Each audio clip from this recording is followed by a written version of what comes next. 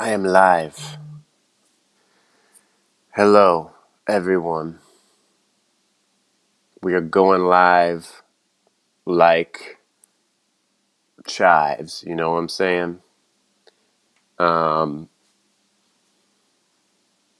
and I'm using the Google thing here. It's called Google Rodeo. It's this thing where I can go live from my phone, share it with other people. Hey, Sage. Hey, Lollipop. Julia. Hi. Tihana, Barra, Lemon. There's so many of you. There's too many of them. Ah! Like in Star Wars, someone said that, right? There's too many of them. Um, yeah, so my buddy Dan will be joining me again in a bit. And what did I do to my hair? I just didn't put any product in it. I just washed it. Hey, how's it going, everyone?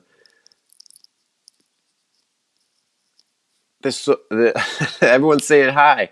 This is awesome. Um, Akshara says, say hi to me. So I say hi. Okay, Dan is here. Let's say hello to Dan, everybody. Hey, Dan, how's it going? I told everyone to say hello to you. I don't know if they will, but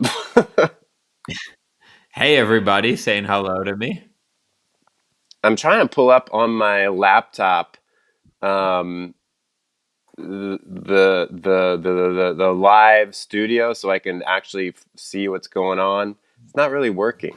So, but clearly So we we're are. going blind here, is what's happening. That's kind of yeah, I mean, I can see maybe I should just learn to let go. You know what I say? You know what I mean? I also Live in the lose, moment. yeah, I also lose like 10 IQ points when I start to live stream. So, um, yeah. That's not bad. I find, and actually, with the event this weekend, I sent out, I shouldn't say I haven't sent it out, but I've scheduled an email with the rules for the event. And I told everyone in the chat that it is not a YouTube live and do not have a parallel conversation while we are running the workshops because my IQ drops 30, 40 points easily if I try to read a chat while teaching. Like in any of my, like I have the freelancer program I run. And if I read the chat while I'm talking, it's done. Like I might as well be, have a website, business good. Like that's Yeah. what comes out of my mouth because you just can't do it. So we might actually have the best YouTube live ever by not being able to read the chat while we talk. Yeah. Oh, I mean, I can see the chat. I just can't keep an eye on it the way I like to on Okay, my, fair enough. Fair yeah. enough. But so for the people in the audience who may not know, this is my buddy Dan Johnston. His channel on YouTube is Dreams Around the World. He's an ENFP, and we are doing a live event, virtual event this weekend called NF Connect Live. You probably heard about it because I've been making some announcements. And if you go to infj.me/event, you can read more about it there, get your tickets and whatever. We're going to talk about that a little bit today, but we were just on Instagram doing a live there. It was my first Instagram live. I was like, oh my gosh, Mine as well. Mine as oh well. wow, well, there Yeah. you go. We were buddies doing that. But that was pretty cool. Everyone was nice there. So if you aren't following us on Instagram, I'm at your boy FJ. He's at the Dan Johnston. Follow us over there. I love that so much. I'm gonna start streaming live on Instagram all the time. But we were discussing some stuff there, and the thing that came up was stereotypes when it comes to the MBTI types. And I was like, that is a good topic because what you said in I mean, I should just let you say it, but we had somewhat different approaches here, although we do ultimately agree. Because I am, the 16 personalities guy, and I kind of lean on the stereotypes. But your opinion is a little bit more against that. Why don't you just go over what you said in the in the stream, and we'll talk about it. Well, let's pull out the guns here. No, I I think the thing is the stereotypes are really helpful in terms of quickly understanding types and differences, right? Yeah. And I think as a starting point, it's really helpful. Like I watch your 16 types doing XYZ videos, and they're even for me, like as someone who's studied type a lot, like it can be helpful. It's like a reminder of different traits and types and everything else, right? But then I think people need to be careful with how they put themselves in a box about their type or anything else. Like with, let's say, we were talking on Instagram about introverts, like the classic, introvert, extrovert, etc. And you were saying, I haven't seen this. I'm gonna look it up after, but something about during lockdown, quarantine, etc. Introverts doing worse than extroverts, right? Which Right. is unexpected, as you said. Yeah, and And multiple studies have shown this. It wasn't just one random study, and it was throughout time, like April, June, recently. that's so. And I think maybe a lot of that is uh, practice in a way. I mean, there's going to be an element of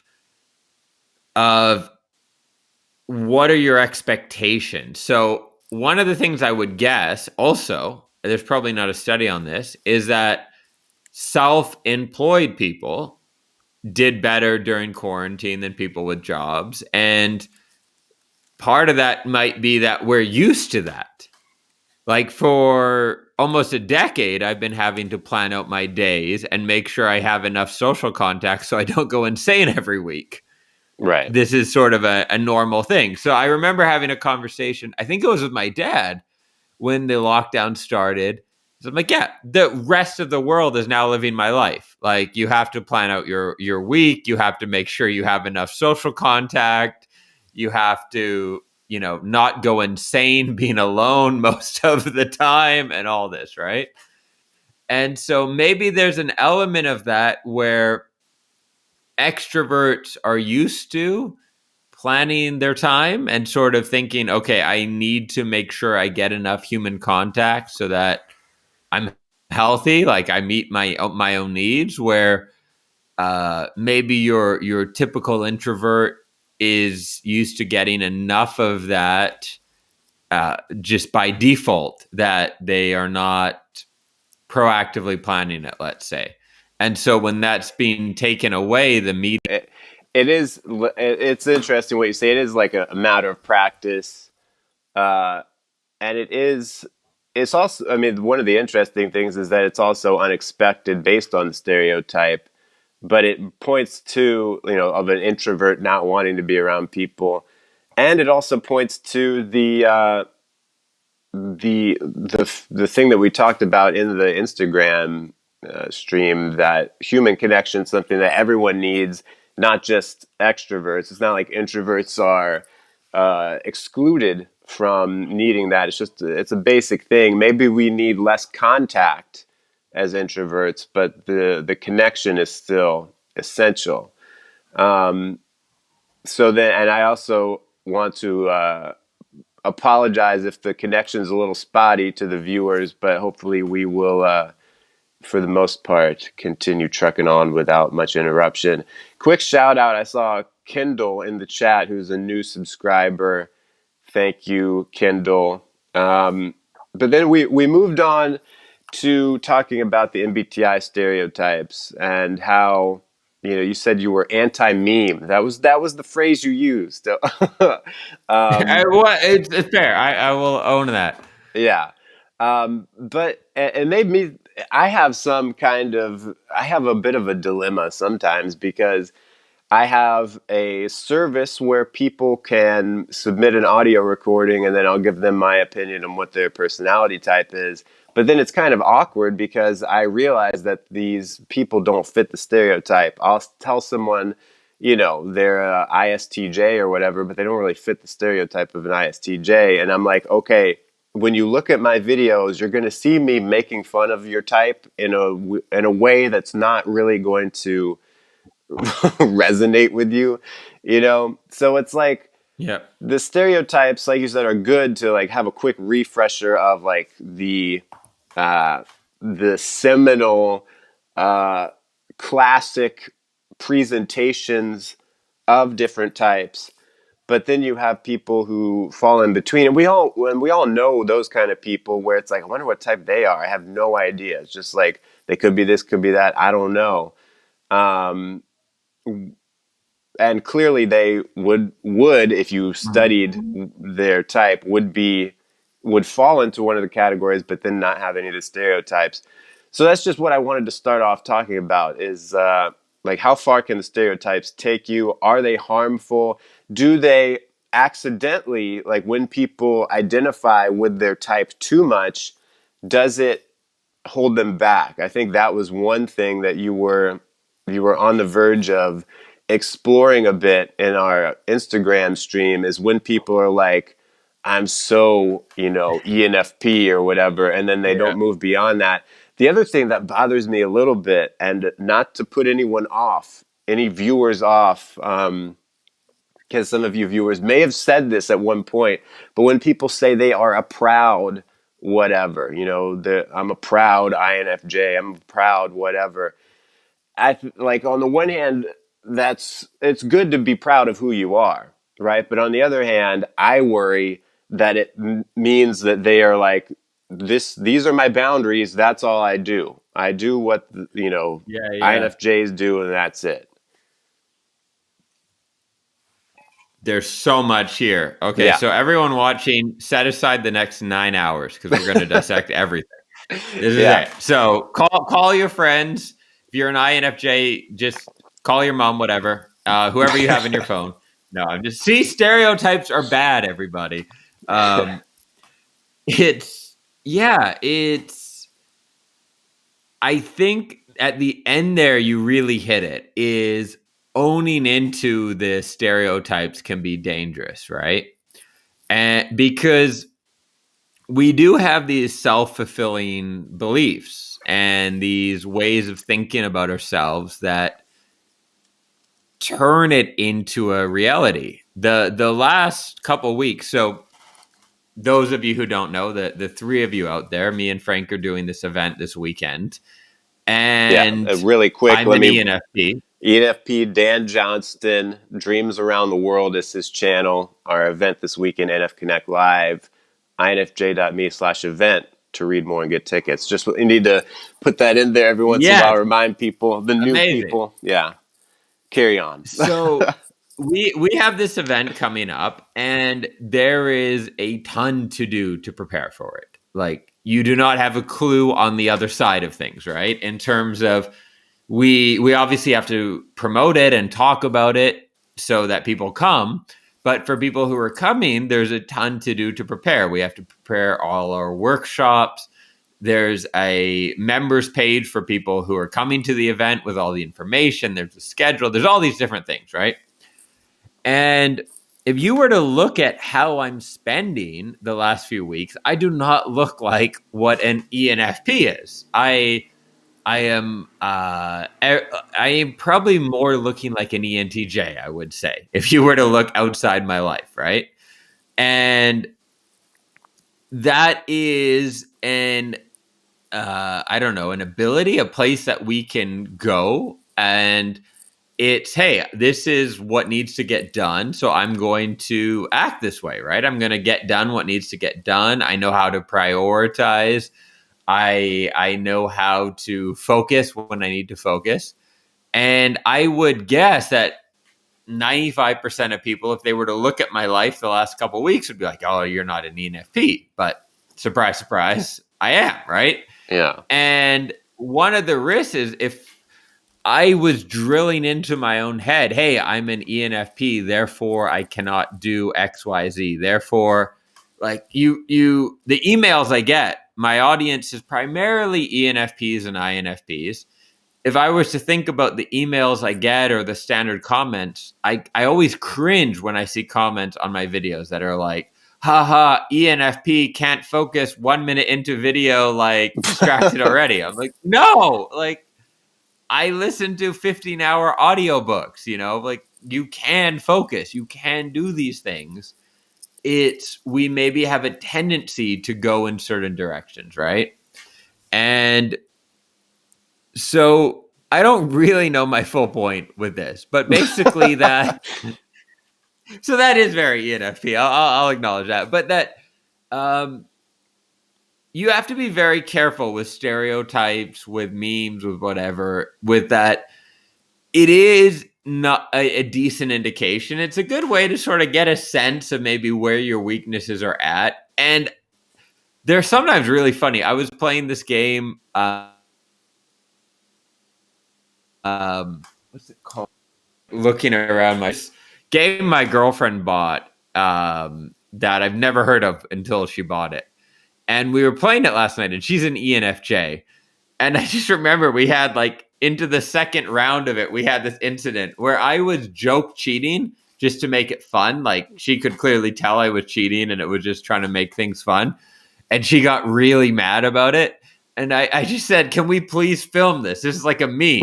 The ENFJ getting mad that the rules are being broken and the ENFP trying to make it fun and break the rules just for the sake of making it fun. And I think it can be a very fun thing just to look at, to laugh, to acknowledge, where maybe you struggle or are different. Yeah. But just that you don't want to have it as a limiting belief in terms of what you can accomplish. And so it's always this dance. Like for me, it's always a dance because I mentioned, the last few weeks I've been extremely disciplined, extremely focused with everything because I have a clear goal I'm working towards. We have this event coming up. I want it to be amazing for everyone. So I'm very, very, let's say, non-ENFP in terms of the preparation and everything else. But at the same time, if I were to say to myself, hey, I want to be this way every day for the rest of my life, that's not really where I'm happy, right? That's not Yeah. really what I'm wired to be. And so it's a dance. I mean, I know it's not the most helpful advice for people, but it's sort of a dance where you have to learn who you are and how you function best and learn how you can stretch yourself and learn how your normal functioning is and when you can. I don't know if this is the same for you. I'd love to hear your take on it. Like, Yeah. that you can take yourself out of your normal zone, but if you try to take yourself out of your normal zone for 6 months straight, you're gonna go nuts, right? Like you Yeah. have a few weeks or a few months where you can stretch yourself, and then you have to kind of dance with. I don't want to sound too like woo woo, but like your energy or whatever it is, right? Your way of being.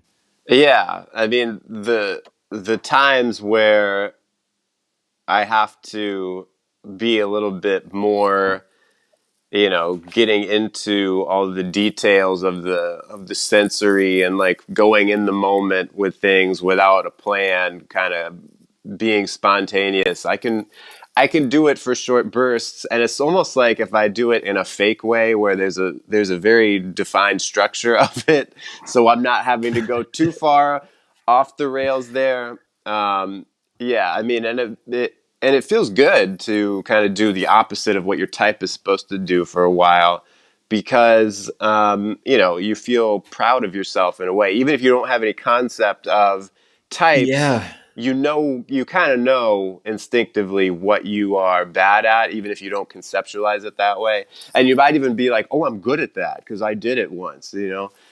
Um, and it's not even so much good or bad, it's more like, what do I feel like I am responsible to be doing, because the things that you are, like your preferred functions and whatever with your type, a lot of times you might be, I need to be better at that because I feel responsible for it, and your perspective might be that you're not strong at it, which is why it's important in some ways to know your type so that you can recognize, oh, I do have these preferences, even though in my mind I feel like I'm no good at it. And that's the reason why, ironically, I don't feel like I'm good at it, is because I feel like I should be really good at it, because that's what I'm always looking at. That's how I'm always preferring Yeah. to see the world, make decisions. A couple of things from the chat while you were talking there, just to give a few shout outs. I saw Mead said everyone's on a spectrum, no one's 100%. That's very true. I mean, there are some people who like represent a stereotype so completely that you're like, wow.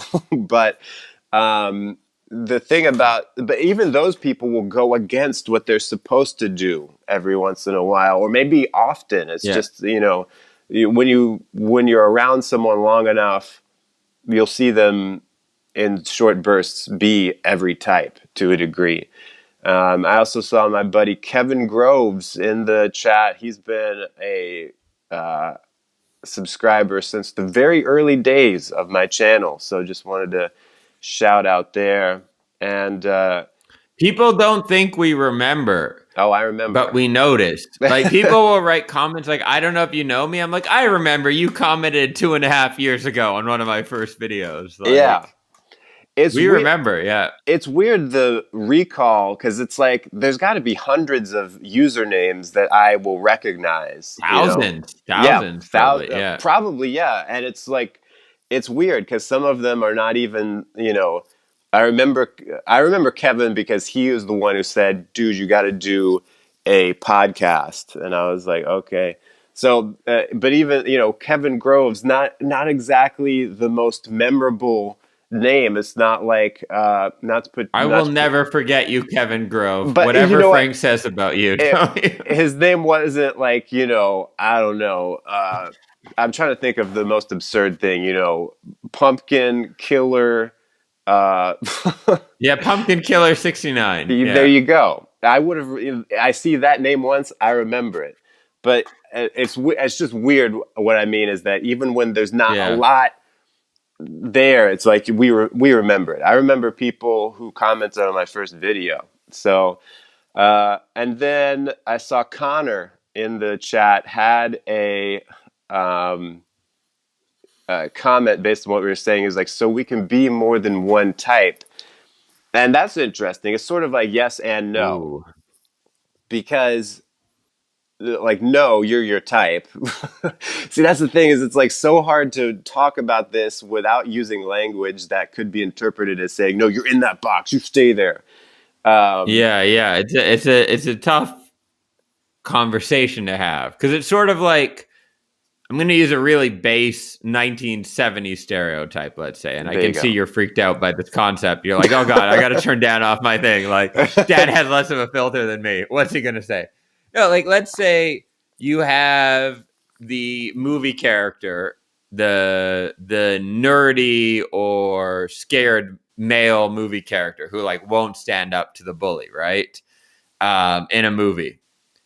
When that person then, when there's that like scene in the movie where they finally gather their courage and they step into themselves and they stand up to the bully and they fight back, they haven't become a different person. They become the courageous version of themselves. Right? It's not like, oh, now you're courageous, you're not yourself. No, you're yourself stepping into your potential, stepping into your courage, stepping into your fearlessness, whatever. But you're not a different human being suddenly. For any of us, there's 100 versions of us. We can write the script. You can choose whichever one you want to be. You can be the version of yourself where you're cowardly and no one ever remembers you for the next 5,000 years or forever. Because probably in 5,000 years and one, they're not like, oh yeah, let's remember Cindy. Everyone forgot about her until now, right? Like Cindy in accounting. But no, like we all have there's many versions of who we can be. And it's not a different version of yourself.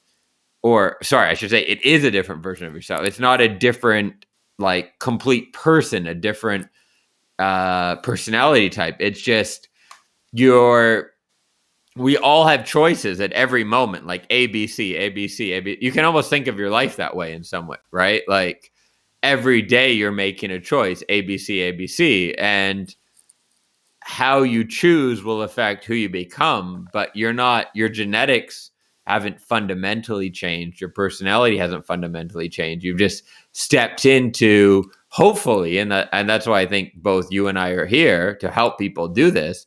You stepped into the highest version of yourself, or one of the highest. Like I'm sure there's higher versions of myself and yourself we've all missed, right? Because we Yeah. all have off days. But that's what you're doing. You're stepping into a better future, a better version of yourself. I don't Right. know. Would you agree on that, or? Yeah, well, I mean, I love what you're saying about how we all have these different facets of us. It's like we do, in some ways, have different, different facets of our personality that come out and can be so strong. They seem distinct from each other. But yeah, it's also like your you become the best version of yourself, and it's not like transforming into something else. Like where you are, who you are now is garbage. We got to throw that out and do something else. And no matter what personality type you are, you can do almost anything. And it's not like you have to transform yourself fundamentally to be able to accomplish the things that you want to. And really quick, for those who have just joined us, I'm joined today by my buddy Dan, ENFP. His channel is Dreams Around the World, and we're doing a live virtual event this weekend called NF Connect Live for all the NF types out there. But you know what? Anyone of any type can sign up. They'll get something about it. We're talking about connecting with your best life, connecting with your vision for your future, connecting with your ideal partner, connecting with your strengths, connecting with the thing that you can bring to the world, the message you can bring to the world, and your value. You go to infj.me/event for more info and tickets. And really quick, a couple more things from the chat. Someone said Frank James is a nerd. I respect that. Yeah, own that. Yeah, of course. And then Andrew says, remember Cindy, say her name. So Say we might get in trouble for. Never mind. I'm not even gonna. I'm not even gonna. Yeah. I didn't realize the association there until I said it and you laughed, but it Yeah, wasn't yeah, yeah. intentional. It's like a yeah. Yeah. But what I was, So everybody, welcome. We're here on the live, and we had a little glitch. There was some cut in and out here, and yeah, but Cindy. This what is for you, the, Cindy, in accounting.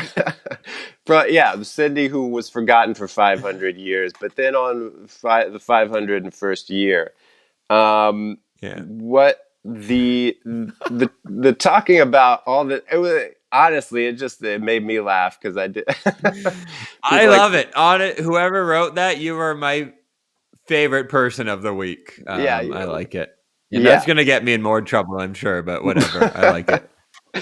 but talking about different aspects of your personality, we all have it makes me think about, and we've talked about this before, like our early videos. I don't know how much you look at like early stuff you did, or if you can look back at I yourself. watch it every morning. I watch 30 of my own videos every morning as part of my routine. I wake up. I have 6 big screen TVs. Each one plays a different video of myself Yeah. while I eat breakfast, and then I go about my day. So continue. As the well, everyone knows that YouTubers just watch themselves constantly. So, but I look at my early videos, and it's like almost a different person. But it's like I'm a different person now, but I'm not really a different person. It's not like I fundamentally threw out anything or changed. It was really just becoming who I always was, and learning that I could like rely on myself, depend on myself, gaining confidence, realizing what my strengths were and Yeah. playing to that, meanwhile building up some of my weaknesses. And not, sometimes when you kind of, it's weird, it's like whether you feel like you have certain weaknesses or you don't realize what your strengths are. There are just certain parts of there are certain things that you will just avoid. Like you won't want to do them either because you don't think that you can do it, you don't trust yourself, you don't realize how you might have some strengths in that area. I'm like struggling to come up with like a firm example, but with anything that you want to accomplish, I feel like there are times where we just avoid entire swaths of the process to get there and ultimately never get there because we, Avoidance is huge yeah, in terms of what messes us up. Where we know that we're weak in an area, and that's sort of the recipe for disaster, right? If you're like, I'm weak at this, so whenever a friend brings it up, or whenever a YouTube video brings it up, or anything else, then we're going to avoid it. It's very tough, and I think in many cases, the things we're scared of is where we have to look at to really grow, right? yeah, So your point about you're the same person, I personally think it's like true and false at the same time. I know, a very ENFP answer. It's true and false equally. There's yeah, no there's no basis, but it is. It's like, on one hand, yes, you've evolved into yourself, but on the other hand, you could have went a 180 the other direction, right? Like there was certain decisions you made that allowed you to become the you are now, yeah, and really step into, let's step into your potential, let's say. Um, and we're often faced with this, where we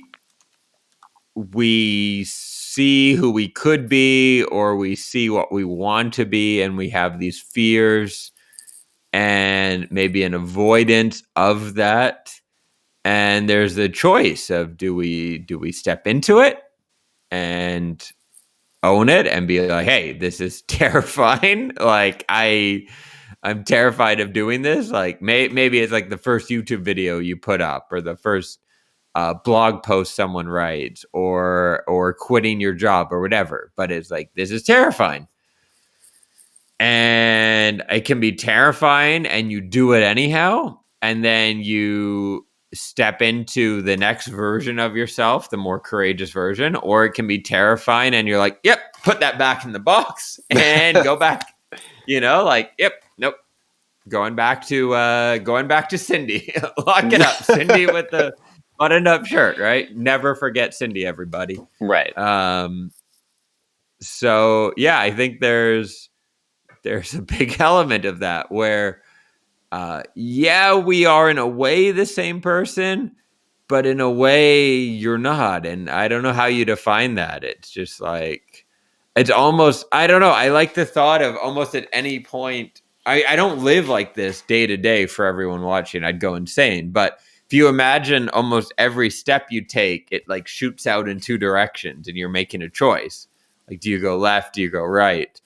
And of course, you can't think about that all the time, especially for my fellow ENFPs and INFPs. Don't use your extroverted intuition and think about this. Like, if every step you think, like, what will happen, you'll go nuts.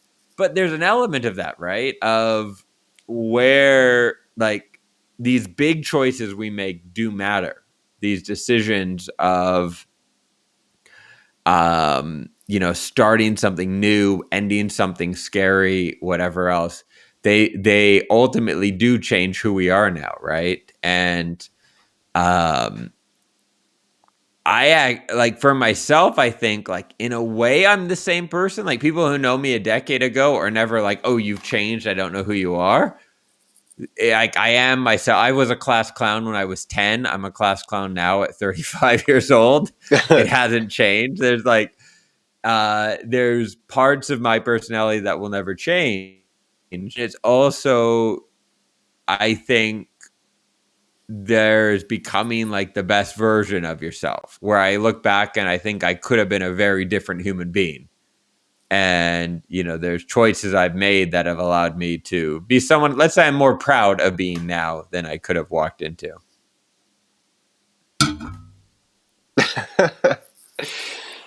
Yeah, I mean, that's a good way to end it. Also, is to smack the microphone with the glass there. But yeah, Smack the mic. yeah, there's, but yeah, there's just so much. That's like it's a very existential thing, isn't it? The weight of every choice, but it's also a very freeing thing because a lot of times, to bring it back to this whole idea of feeling boxed in by your personality type, or even just your personality in general, who you think you are, your identity, etc. It's like you have the freedom to make choices at any point along the way that will point you more in the direction that you want to go. Then the other part of that is that the direction you want to go at is not necessarily the direction that you will go, but it's better than if you just didn't do anything. It's like you can let Yeah. life drag you along wherever it wants to, and you'll ultimately be unhappy with that, probably. Or you can aim at what you want, and life will still continue to drag you along, but at least now you are exerting some will upon the direction of your life. And yeah, that's the thing. Like you said, don't think about it too much. You could go either direction every step you Yeah. take, but it's like that's part of well, especially for extroverted intuitives, because they don't want to cut off the other choices, right? But that is But we need to. I mean, that's the you need secret to to. life, but that's another conversation. That's a whole Right. nother. But I think everyone Yeah. has a little bit of that anxiety of, if I make this choice, there is an inherent risk that it's not the right one, and that, oh crap. But that's just so, like, not, there's more to it, but in some ways that's just the thing about life, is there is that risk that Well, the step you take might not be the right one, but it's ultimately probably better than if you didn't do anything. this is the simple way to look at it that I think sometimes us NFPs forget is not choosing something is choosing something, right? Yeah. So by not committing, you're actually committing. So a very simple way to example of it is I'm in Germany right now. Germany, like many developed Western countries, Scandinavia, Germany, Netherlands, Canada, has an aging population, which means more and more people are not having kids, are being single longer, or being single their whole lives. And that's a great example of not making a choice is a choice, right? So by not committing to a partner, you're eventually committing to being single for the rest of your life. And it's an extreme choice. I know it's a bit of a controversial example to bring up, right? Yeah. Because it's sensitive for a lot of people. But it's probably one of the best examples. Is it like it's terrifying to commit to one person? 100%. I'm an ENFP. Like I'm on this bandwagon. I 100% understand that. But what we need to be aware of is by not being courageous enough to make that commitment to one person, you're eventually committing to being alone. Right. That's the commitment. Because if you don't commit to being with someone, there's no alternative. There's no magic fairy that shows up and suddenly you don't have to commit, but you're with your dream partner, right? Being with your dream partner involves at some point jumping in and committing to someone. And I think that's a good way to think on all examples, right? If you're not jumping in at some point, and we're gonna like at the event where we're gonna get into a little more to help with filtering because you don't necessarily want to jump in all the time, Right. but yeah, at some point you need to jump in. And us NFPs, we love to have our options open and think of all the possibilities. But part of our growth process specifically, and this isn't necessarily true for the Jays, but is to make that commitment and to jump in because ultimately that's a better way for us to move forward than to leave it open because leaving it open is also committing to something just without the let's say empowering element of choosing what we're committing to. Right. Exactly.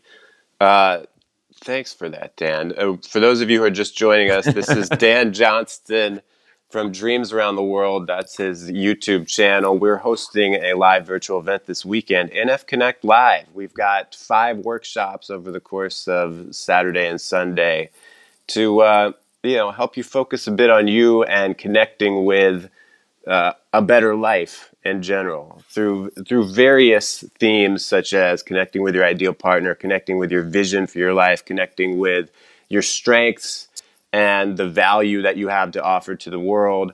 You can go to infj.me/event for more information and tickets. And today we're just kind of talking about.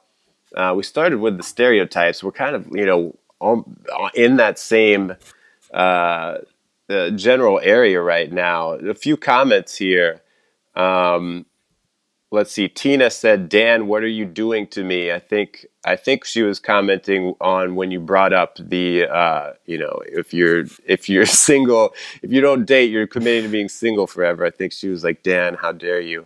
Um, and I that, get a lot of those comments yeah, in the friendly way, like "How dare you call me out?" Like ENFP loves it. They're like, "You bastard! You see through my soul." Yeah. yeah.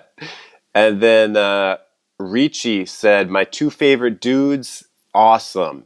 So that was nice. And Hey, we Richie, Yeah, that we is got nice. 2 super chats here. Julianne Herrick, thanks to your channel last night, my daughter was discussing Lenny and George from Of Mice and Men's MBTI types. I'm sure her English teacher will appreciate it. FJ influencing the next generation. That's Wow, awesome. That's awesome. I something. wish I was thinking about personality on this level. I get a lot of emails, like younger people, people under, let's say, 18, and I wish I was thinking this way. I remember I had a leadership class in high school. Miss Wilson, I think was her name, and I hated her. She forced us to read Stephen Covey. And in true ENFJ fashion, or sorry, ENFP fashion, I was like rebelling against it. Right. Um, but yeah, I wish I was fully adopting and thinking about personality and knowing myself at that stage.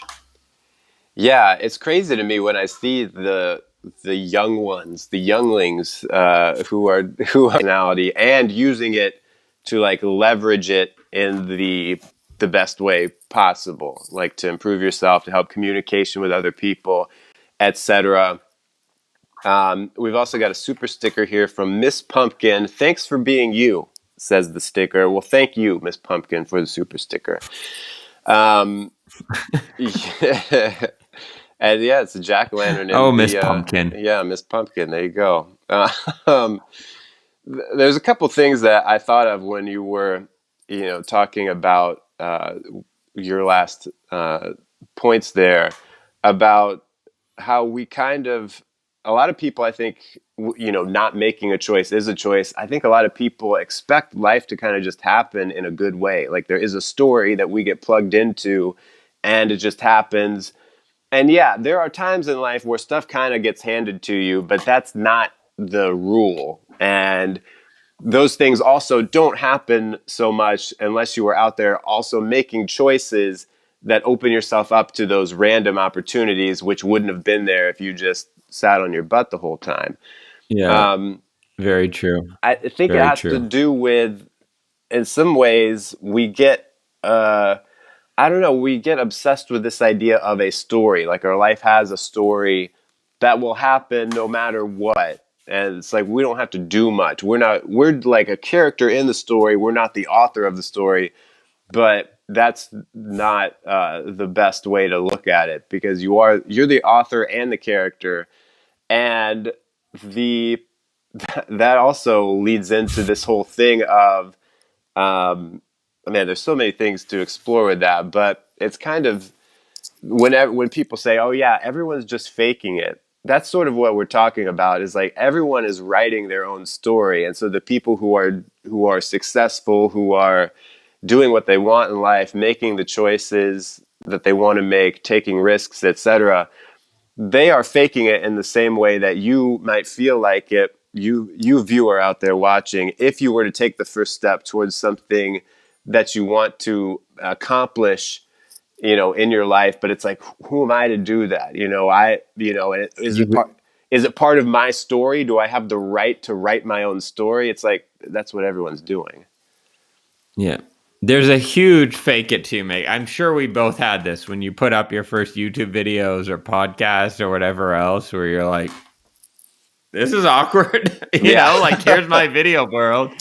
It is. And fake it till you make it is one of those cliche sayings. And it can be misused by people who rent Lamborghinis and Airbnb mansions for a day to film their YouTube ads and sell you some bullshit course or whatever. But like in general, I think there's a big part to that of you have to have some faith in yourself and what you want and your vision for yourself. And it can be really difficult sometimes to believe in that. Like, but if you don't, it sounds really cheesy, but like if you don't believe in your vision for yourself, who else is going to believe in it? I mean, I don't, right? Like, Yeah. we have to believe it. I desperately try to do with my channel is like give people that permission, like believe in yourself, what you want to, and and sometimes it's going to be uncomfortable sometimes, and that's what it is. Like, I'd like to be able to give you some perfect solution, but there isn't one. Like, Right. going for something really amazing you want from your life will be scary sometimes, but that's part of what differentiates the people who go for it and the people who don't. I wish there was an easier way to say it, but Yeah. yeah.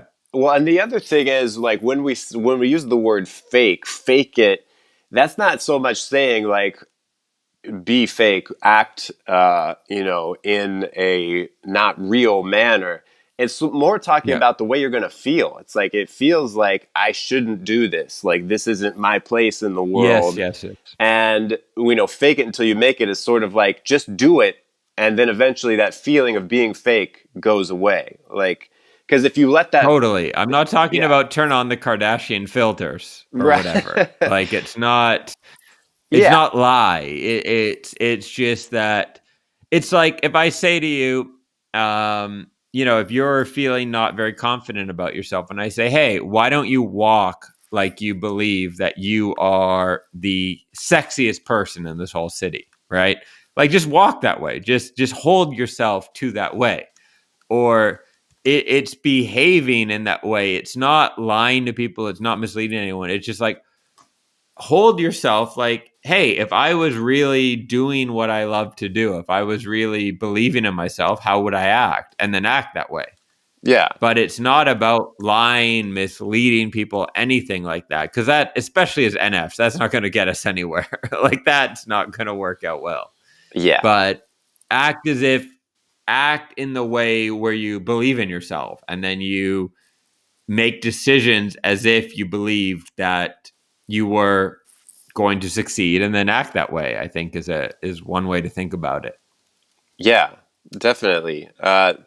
We have a few more super chats here. Richie, you, thank you very much for the super sticker that says vibes. Tris, thank you for the super sticker of a chipmunk doing number one. And then Nicholas H, thank you for the super chat. He says stereotypes can be pretty off base, especially for introvert. And INFJ, for example, is NI first. Extroverted INFJs can seem very perceiving.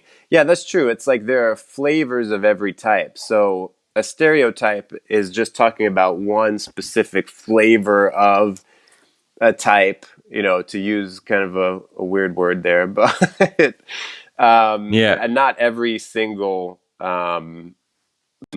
Let's see, a couple other chats I noticed. Someone said Kim Kardashian left the chat after threw some Ah, shade sorry, her Kim. way. We didn't mean it. You're beautiful. You're beautiful to us. And then Ro says, "Now walk this way" is going to be stuck in my head the rest of the day. Um, and and then here's a interesting question. Maybe this is the last topic that we can chew on here. Yeah. here in the live stream. And for those of you who are just joining in, I've got Dan Johnston here with me today. His YouTube channel is Dreams Around the World. This weekend, we are going to be doing a live virtual event called NF Connect Live. We've got 5 workshops talking about how to connect with your best life, several areas of life, your ideal partner, your vision for your life, your strengths, and the value you can bring to the world. You can go to infj.me/event for more info and tickets. Once again, that's this weekend. And we're super excited about it. We're talking about some of the general themes that might pop up there. But this question that came up, this is a huge, wide open question. So let's try to answer it in 5 minutes or less. No. But someone asked, how do I make good choices? Because we're talking about choices, and maybe that's too wide open. Maybe I'm foolishly galloping into a question that is just a can of worms. But it just, I don't know, it grabbed me because it's like we're talking about you have to make the choices in your life and whatever. And like, what is a basic way? Is there some way that you can know I'm making the right choice, especially when we're talking about intuitive types in general? And while you think about that really quickly, Can let I me, give a totally annoying answer that like people won't like at all? yeah, Perfect. So I literally had this conversation today with someone. I think we almost always know the right choice and the right decision to make.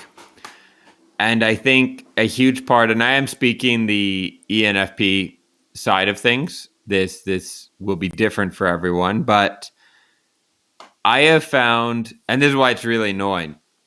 I eat diet, or when I take,